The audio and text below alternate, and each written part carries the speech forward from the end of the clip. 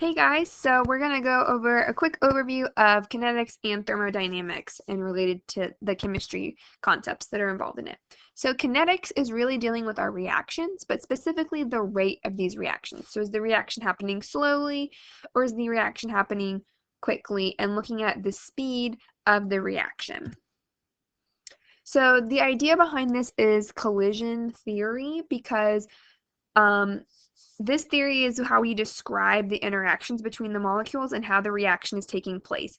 And the idea is that our molecules are creating collisions because they're moving around, and whenever they hit each other in the correct orientation so that they can react, that's when a reaction is going to take place. So if we can increase the number of collisions, we're going to increase the rate that the reaction is going to happen. If we decrease the number of collisions, we decrease the rate of the reaction. This is the idea that's related to kinetics. So there's three main things that we can do to increase the rate of a reaction. One of those is increasing concentration. So if we have a low concentration, we're going to have fewer collisions just because there's fewer particles, fewer molecules that can hit each other. If we increase the concentration, we have more particles, a collision is more likely to happen. Another thing we can do is we can increase the temperature. If we increase the temperature, those particles are going to go from moving slowly to moving quickly. The faster the particles are moving, the more likely they are to come in contact with another particle and cause a reaction. So that's how temperature is related. And then the last one is pressure. So if we increase pressure, we have the same number of molecules, but now they're getting forced together. And so because of that pressure, they're going to move faster. Sometimes it will also affect the volume, so we have a smaller volume so that they can hit the other molecules more quickly. Okay, and so we can show this visually with a reaction coordinate. This is how we depict the reaction and the rate that it is going in.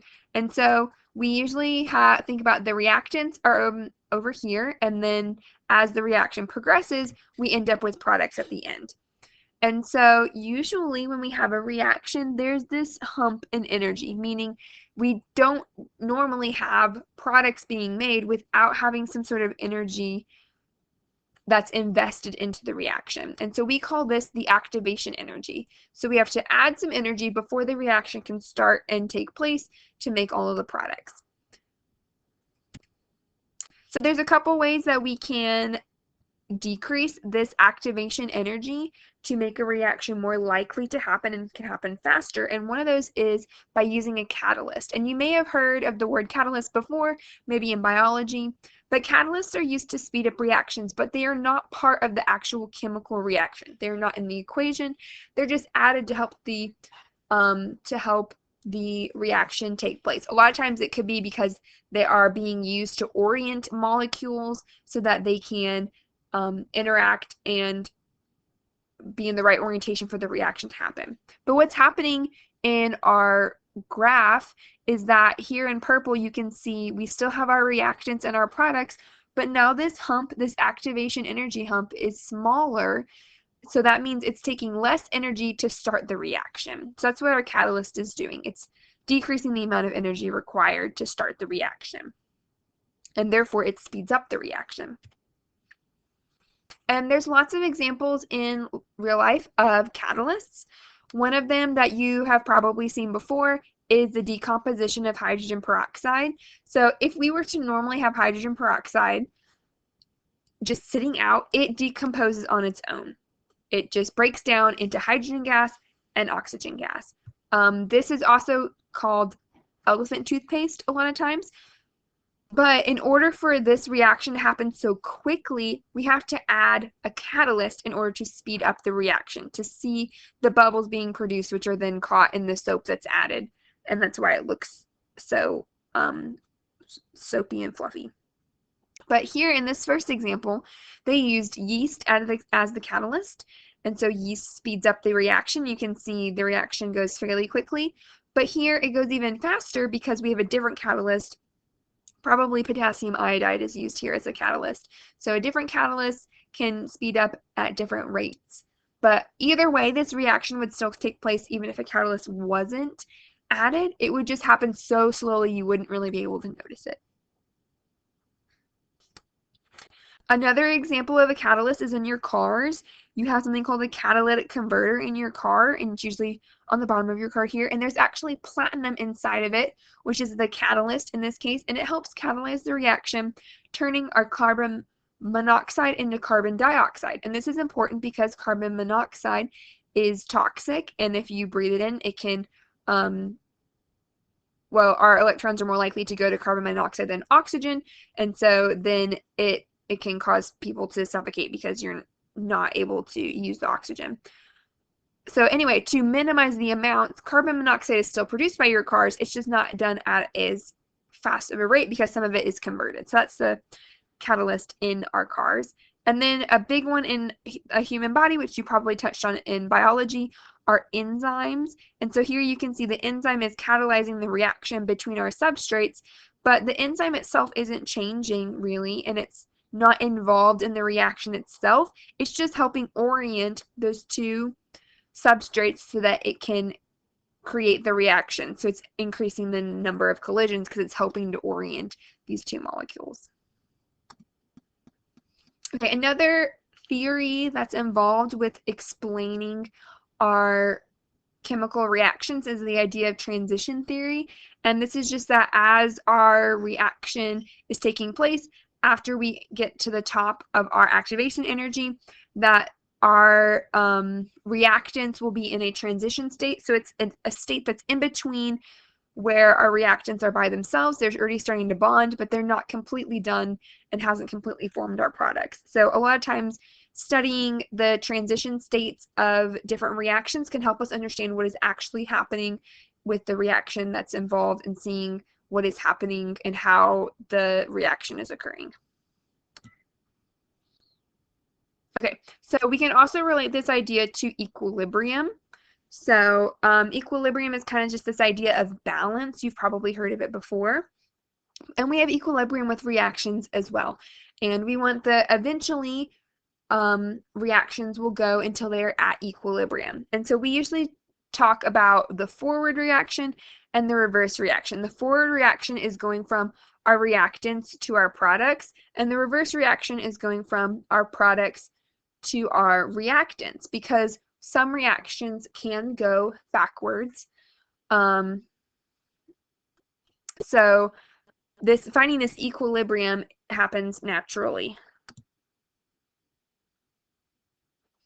Okay, so whenever we have the forward reaction and the reverse reaction occurring at the same rate, we call this chemical equilibrium. So you can think about this example reaction here.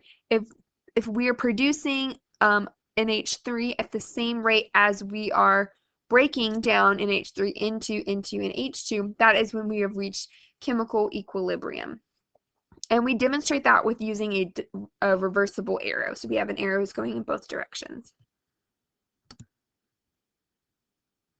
Okay, so if we have a disturbance, there's lots of ways we can disturb the equilibrium, and then it just takes a little while to adjust because of that until it regains equilibrium again. And again, we can change concentration, temperature, and pressure. All of these can cause our reaction to shift. And we say that it shifts towards the left or towards the right. So if we increase the concentration, for instance, of our reactants, that means it's going to cause the equilibrium to shift because there's more of them. Our reactants, we can therefore make more products. It's going to cause it to shift towards the right because it's going to start making more. Likewise, if we had this reaction happening at equilibrium and we added more NH3, it would shift the reaction towards the left, and NH3 would be broken down into more N2 and H2 molecules. So this idea of wherever there's stress, the system will eventually respond to and reach equilibrium is called Le Chatelier's principle. And so you can kind of think of it as a teeter-totter. Whenever we have a force or something that's causing the equilibrium to shift, it will eventually respond in a way that minimizes stress until it eventually reaches equilibrium again. Okay, and there are different math things involved with Le Chatelier's principle in equilibrium that you will get to, but we're not going to get into those today. You'll talk about them if you take chemistry in college. Okay, so now we're going to do an overview of thermodynamics and thermochemistry. This is all related to heat. So a little bit of review from physical science. You've probably looked at heating curves where we have different phases being heated up, or states of matter. So we have solids being heated and the temperature rises. When we have a change in the state of matter, the temperature isn't increasing because all of that heat is then being added to break apart those solid molecules into liquids. And so this is kind of the shape that you get for an overall heating curve. Also in physical science, you probably talked about specific heat, and that's the amount of energy required to change the temperature of a substance. And we can use this equation, Q equals MCAT is how I usually describe this equation, where Q is our heat added, and it equals our mass times the specific heat, and the specific heat is specific to the material or the substance, the molecule that you're dealing with, and then delta T is the temperature change. So you can plug in different numbers and calculate different things. Usually you're given a specific heat and you're wanting to see the temperature or the mass. I mean, there's lots of different ways you can use this equation to find different things. Or sometimes if you have an unknown, you can use this to figure out what the specific heat is and then compare it to a chart of specific heats to figure out what your unknown material is. So we're not going to do any examples of this, but you probably touched on that in physical science. Okay, another thing with heat that we can deal with is talking about describing reactions. We can describe them as either endothermic or exothermic.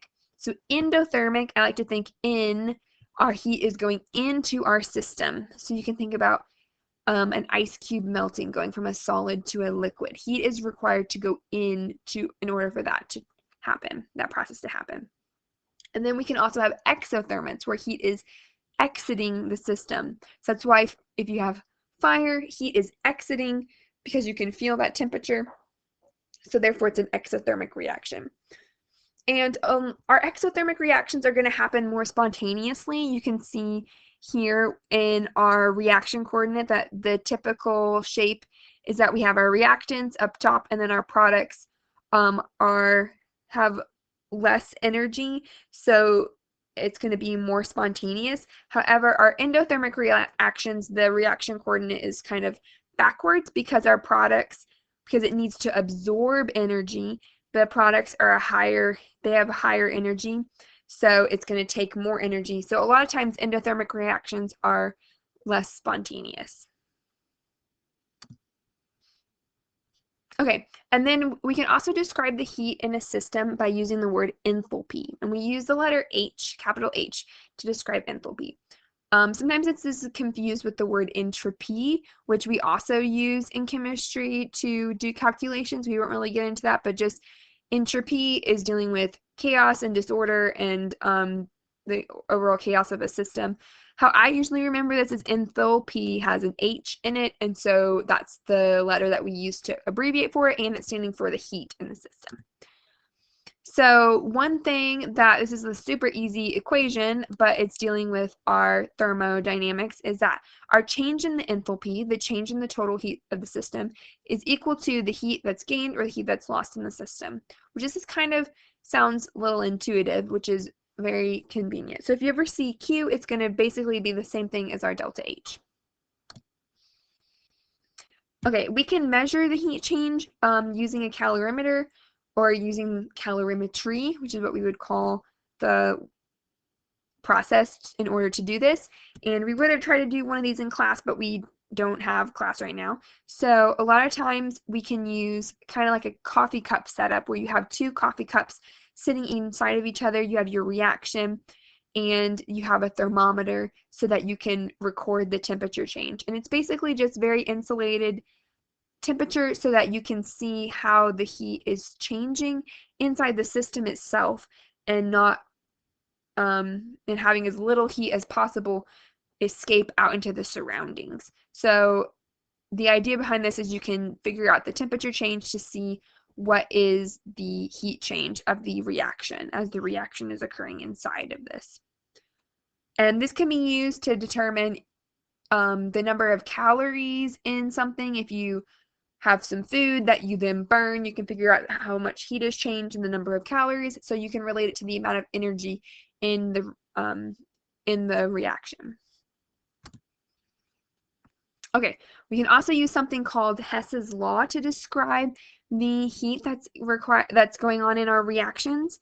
And this looks really complicated, but it's just basically saying that the energy change for the reaction is equal to the energy of the products minus the energy of the reactants. Some of these has some Greek symbols up here that you might have recognized from math, or if not, you probably will in the future. Where we have delta, and that's representing change. So if we have delta H, that means we're having the change in our heat energy. We also have this sigma here, and that's dealing with a sum. So basically it's having you add up all of the energy of the products minus add up all the energy of the reactants. And then notice we have an N here in each of these. So the N is standing for our number of moles. So this is related to our balanced chemical equation again. So we'll do an example with this. So an example would be if you're wanting to calculate the enthalpy change for this equation. You have C plus 2H2 yields CH4. And we don't know the enthalpy change for that exact equation, but we do know it for these different equations. So these would be given to you. So basically what we have to do is just line these up until we get our final equation that we're wanting. So one thing you can notice, and I numbered our equations. We have equation 1, equation 2, equation 3. And then these are the enthalpy changes for each of those respective equations. So we're starting with carbon. So the only one that has carbon in it is number 1. So we're going to have number 1 written like this, our equation number 1. Plus we have H2. So our next equation is going to have our equation 2, and it has H2 over here. And so we will write out that equation. And then we want to produce CH4. So we need to make sure we have CH4. And CH4 is in this third equation, but it's on the wrong side. It's on the reactant side, and we want it on the product side. So what we're going to do is we're going to flip this equation. So you can kind of think about it as we're taking the opposite of that equation. So that means that when we look at the changes in enthalpy, we will actually subtract and we will do an opposite sign. So it's actually negative 190, but we will do the opposite sign, so we'll actually have positive 890. Okay, so this is almost done getting set up. The only thing we're missing is that you notice in our equation up here we have the coefficients are slightly wrong. So we have a 2 in front of our H2, and we do not have that in front of our H2 over here. So what we have to do in that case is we need to multiply this whole equation by 2. So over here to the side, I'm going to write times 2 so that we don't forget that's what we did. So that's going to change this to 2H2, and then it was 1/2, but now we multiplied by 2, so it's just going to be 1. And then we have 2H2O on this side. So again, I'm going to copy this over to remind us that we need to multiply our equation 2 by 2. Okay, and so what we're going to do is we're going to start canceling things. So notice I kind of have our yield signs lined up. And so we can cancel different things. So notice we have O2, and there's no O2 in our final equation. So we have one O2 here and one O2 here, and we have two O2 here. So we can cancel our 2O2 with these two O2s. We have CO2 over here and a CO2 on the other side. We can cancel those. And we have 2H2O here and 2H2O. So we've canceled all the things we can. So we're left with carbon plus 2H2 yields CH4, which is the equation that we want. So we just use these equations to get to our final equation. So the reason we did this is in order to see what we do with our delta H's and how they relate to each other. So that means we're going to take our delta H for equation number 1, which is minus 93.5 plus our equation number 2, but remember we multiplied that by 2, so we're going to take 2 times the change in enthalpy, so times negative 285.8, and then we change the direction of our third equation, so we're going to do minus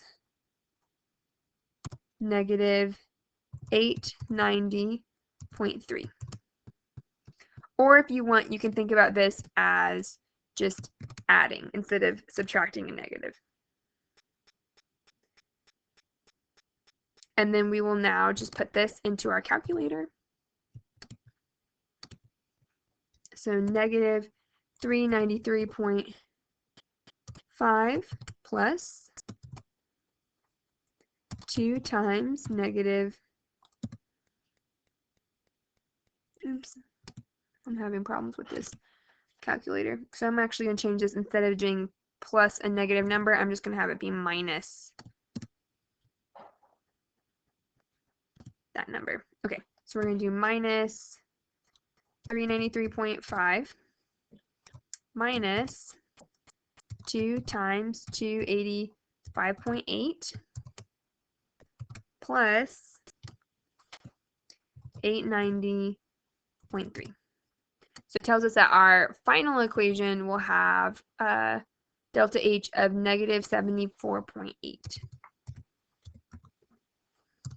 And the unit will be kilojoules per mole again. So we just use the equations from before to cancel out until we get our final number. And yeah, so a lot of times these are pretty easy. I kind of like them. It's kind of like a puzzle, figuring out which one goes where in what direction. So that was our overview of kinetics and thermochemistry.